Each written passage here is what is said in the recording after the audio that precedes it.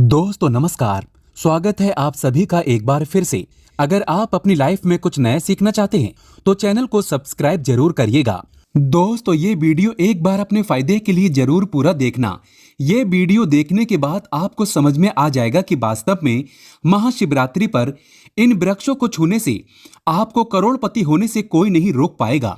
ये वृक्ष महाशिवरात्रि पर छूने पर हर कोई हो जाता है रातों रात करोड़पति, धनी हो जाता है, उसका भाग्य चमक जाता है। दोस्तों आज के इस वीडियो में मैं आपको 3 ऐसे वृक्षों के बारे में बताऊंगा। 3 में से कोई भी एक वृक्ष को आप छू लेते हैं तो तत्काल आपकी गरीबी मिट जाएगी। इसमें आपको एक भोग भी चढ़ा करके आना है। मैं सारी जानकारी आपको इस वीडियो में बताऊंगा। वीडियो में कंटिन्यू बने रहना। देखिए, हमारे हिंदू धर्म में पेड़ पौधों को देवी देवता मान करके, पेड़ पौधों को देव स्वरूप मान करके हम इनकी पूजा करते हैं। पर साइंस भी कहते हैं कि पेड़ पौधे मनुष्य को फ्री में प्राण वायु प्रदान करते हैं। बिल्कुल ही, पेड़ पौधे हमें फ्री में प्राण वायु प्रदान करते हैं।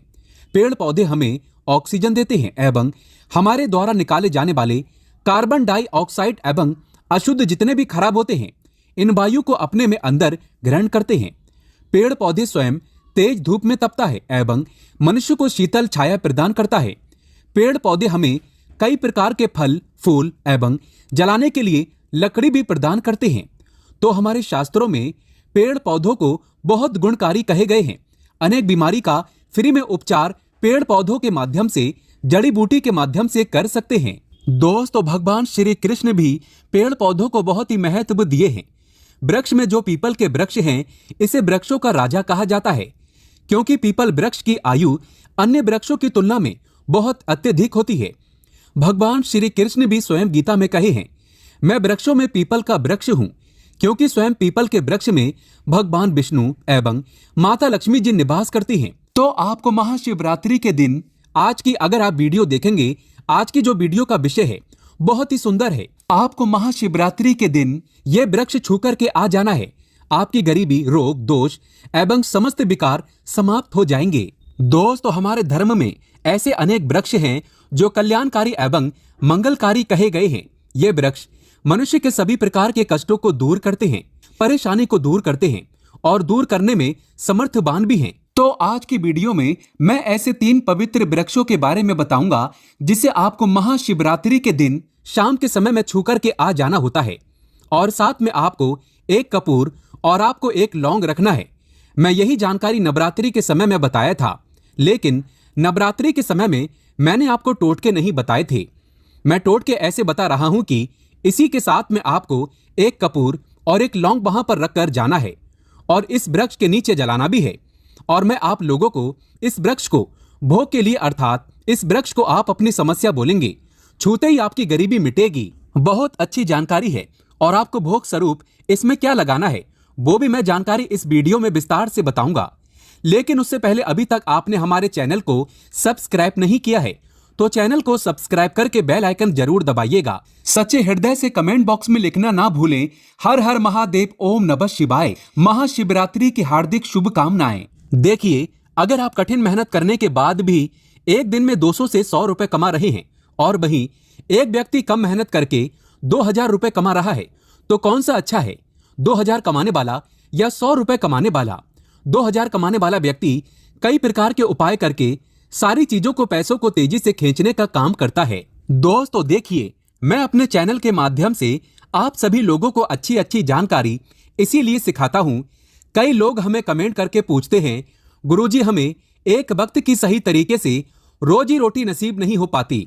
हमारे पड़ोसी जो लाखों रुपए कमा रहे हैं, तो क्या इसमें हमारे भाग्य की गलती है? देखिए, भाग्य को आप मेहनत के द्वारा दूर कर सकते हैं, लेकिन पूर्व के समय में हमारे द्वारा किसी भी प्रकार की अनहोनी हो गई होती है या किसी भी प्रकार की हमारी कुंडली में दोष लग गया हो तो उसे दूर करने का काम करते हैं ये पेड़ पौधे। दोस्तों ये पेड़ पौधे जितने भी होते हैं, ये अगर महाशिवरात्रि के दिन इन 3 वृक्षों में से अगर आप इसे जाकर के छू लेते हैं तो आपके जीवन में जो दोष लगे हैं, आपके जीवन में किसी भी प्रकार का आपको श्राप लगा है, हाय लगा है, बद्दुआ लगा है, तो उसे ये पेड़ पौधे अपने अंदर में खींच लेते हैं।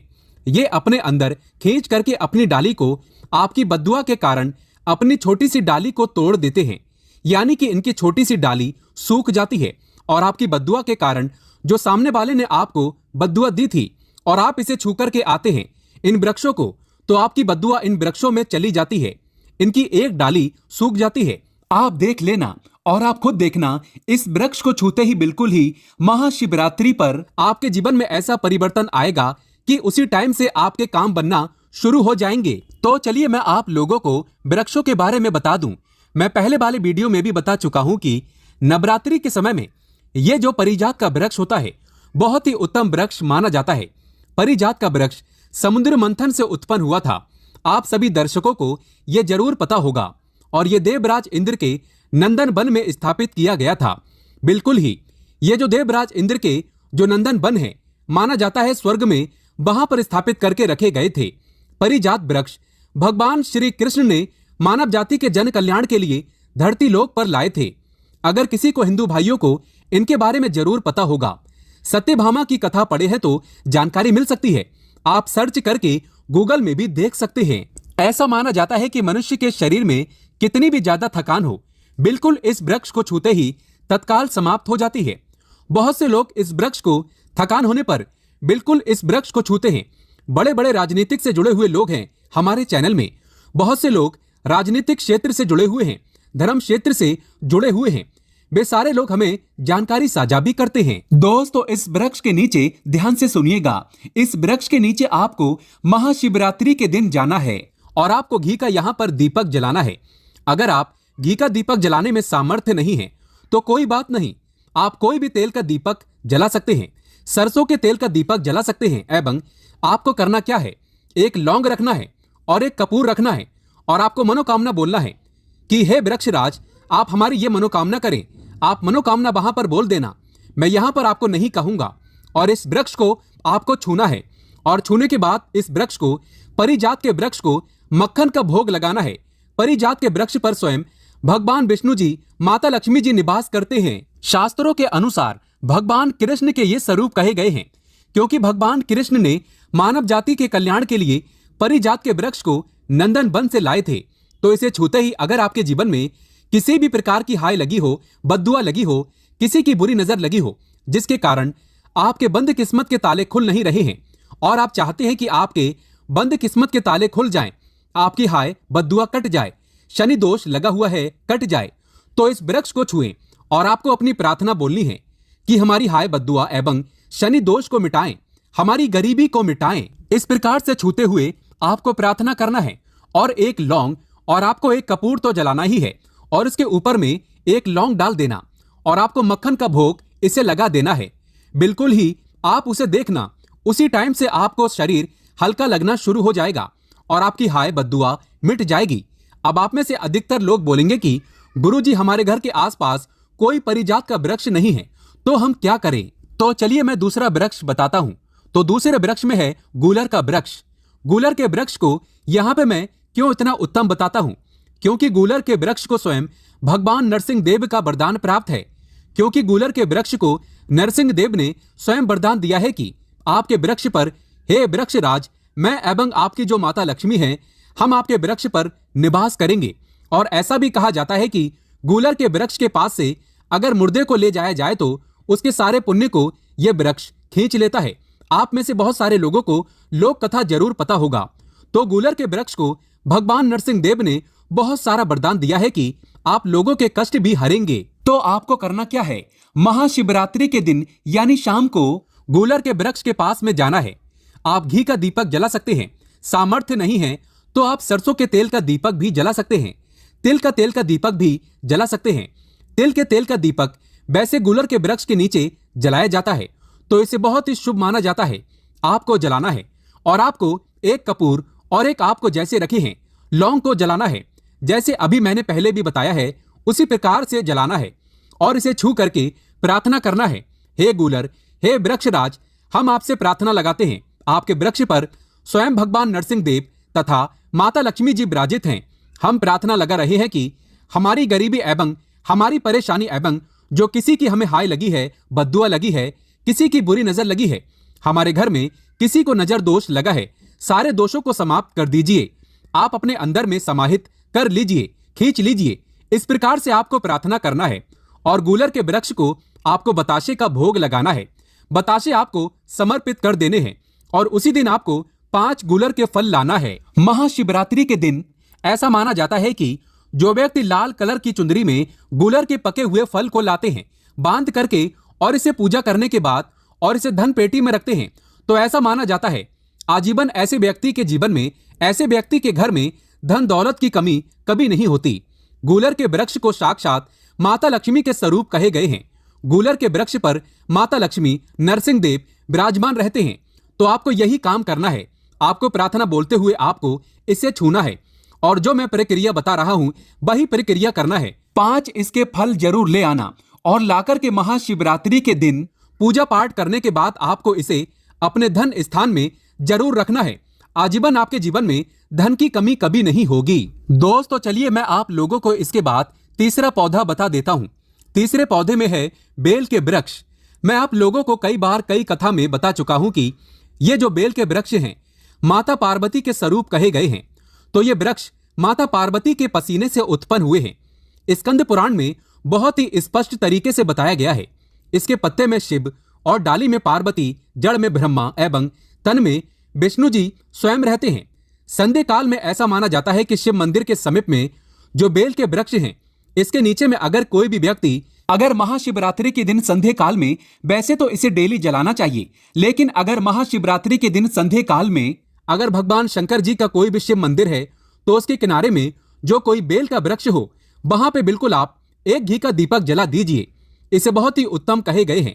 वैसे अगर आप घी का दीपक जलाते हैं तो आपको धन, गुण एवं परम शिव भक्त की प्राप्ति होती है। दोस्तों इस वृक्ष को छूने से पाप तत्काल नष्ट हो जाते हैं। कैसा भी आपके जीवन में पाप हो, दूर हो जाते हैं। तो आपको करना क्या है, देखिए जो बेल के वृक्ष हैं इसे बहुत ही उत्तम कहे गए हैं। माता लक्ष्मी को भी बेल के वृक्ष का अवतार लेना पड़ा था। एक कथा के अनुसार इसके बारे में मैं एक कथा भी बता दूंगा कि क्यों माता लक्ष्मी को बेल के रूप में बेल के वृक्ष में अवतरित होना पड़ा था। मैं इसके बारे में भी एक कथा भी आपको बता दूंगा। तो आपको महाशिवरात्रि के दिन बेल के वृक्ष के नीचे हो सके तो घी का दीपक जरूर जलाइएगा। घी का दीपक बहुत ही उत्तम कहे गए हैं। अन्य वृक्षों को जैसे आपने मक्खन चढ़ाया, बताशे का भोग लगाया, बेल के वृक्ष को माता पार्वती तथा भगवान शंकर के स्वरूप ही कहेंगे। बेल की जो वृक्ष की जड़ होती है, इसके जो मूल भाग होते हैं, इसमें समस्त तीर्थ आकर के निवास करते हैं। इसीलिए सावन के महीने में कहा जाता है जो लोग अगर तीर्थ धाम नहीं जा सकते, तीर्थों के दर्शन नहीं कर पाते, तो ऐसे व्यक्ति बेल वृक्ष के नीचे में 1 महीने तक घी का दीपक जला लेते हैं तो संपूर्ण जितने भी तीर्थ होते हैं इसके घूमने का बराबर पुण्य की प्राप्ति होती है। मैं इसीलिए सारी जानकारी गुप्त रहस्य जानकारी बताता हूं, जिससे आप सभी दर्शकों को, कल्याणवासी दर्शकों का बिल्कुल आध्यात्मिक उन्नति हो। सभी को धन की जरूरत नहीं होती, किसी को पुण्य की प्राप्ति की जरूरत होती है। कोई आध्यात्मिक उन्नति करना चाहते हैं, इसीलिए इस प्रकार के छोटे छोटे गुण भरे रहस्य जानकारी वीडियो बता देता हूं। दोस्तों आप करना क्या है, महाशिवरात्रि के दिन इस वृक्ष को छूना है। माता पार्वती से प्रार्थना लगाना है कि हे माता पार्वती, आप ही शक्ति स्वरूपा है, लक्ष्मी है, धन की देवी है, आप ही संसार को चलाने वाली देवी है। इस प्रकार से प्रार्थना करते हुए इस वृक्ष को छूना है और बोलना है मेरी गरीबी मिटाएं, माता मेरी निर्धनता को मिटाएं, मेरे जीवन में चल रही परेशानियां, सारी परेशानियां को दूर करें। इस प्रकार प्रार्थना करते हुए आपको एक कपूर और एक लौंग को भी जला देना है और एक काम जरूर करना है। जलाने के बाद इस वृक्ष को आपको बोलना है कि मैं भोग स्वरूप आपको धतूरे के पत्ते एवं धतूरे के फल समर्पित करूं, आप स्वीकार करें। दोस्तों इस वृक्ष के जड़ के नीचे में भी आपको धतूरे के फल एवं पुष्प हैं तो पुष्प भी रख सकते हैं, फिर पत्ते रख दीजिए और अब वृक्ष आपको छूना है, प्रार्थना करते हुए कि हमारी गरीबी मिटाएं, हमारी निर्धनता मिटाएं, बिल्कुल ही आपके जीवन में कभी गरीबी नहीं आएगी। और एक प्रार्थना जरूर करना है, किसी की हाय लग गई हो, बद्दुआ लग गई हो, किसी का दोष लगा हो, जिसके कारण हमारी आध्यात्मिक उन्नति नहीं हो पा रही हो, तो आप जो है हाय बद्दुआ एवं किसी का दोष लगा हो उसे तुरंत दूर करें।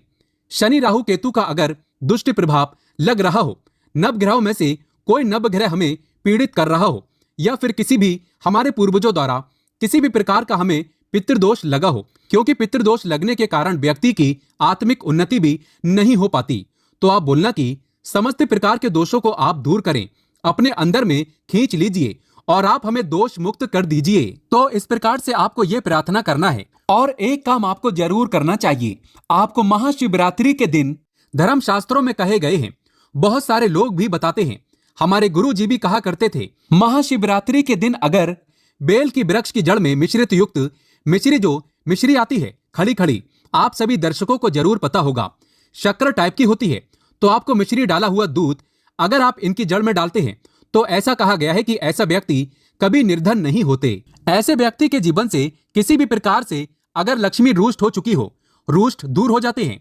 ऐसे व्यक्ति पर माँ लक्ष्मी भी प्रसन्न होती है। ऐसे व्यक्ति के जीवन में धन का अभाव नहीं होता। ऐसे व्यक्ति फिर निरोग रहते हैं, निरोग काया प्राप्त होते हैं। आप चाहते हैं तो यही क्रिया नीम के वृक्ष पर भी कर सकते हैं। नीम के वृक्ष पर माता लक्ष्मी निवास करती है, समस्त देवी शक्ति निवास करते हैं।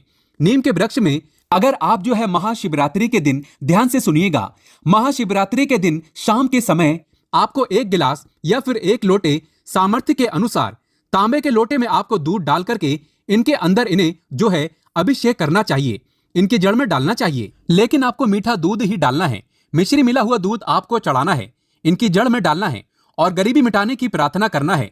या फिर जो लोग कर्जे का भार हैं वो लोग बोल सकते हैं कि हमारे कर्जे का भार दूर हो, या फिर जीवन में जो किसी भी प्रकार की जो परेशानी है वो परेशानी भी बोल देना।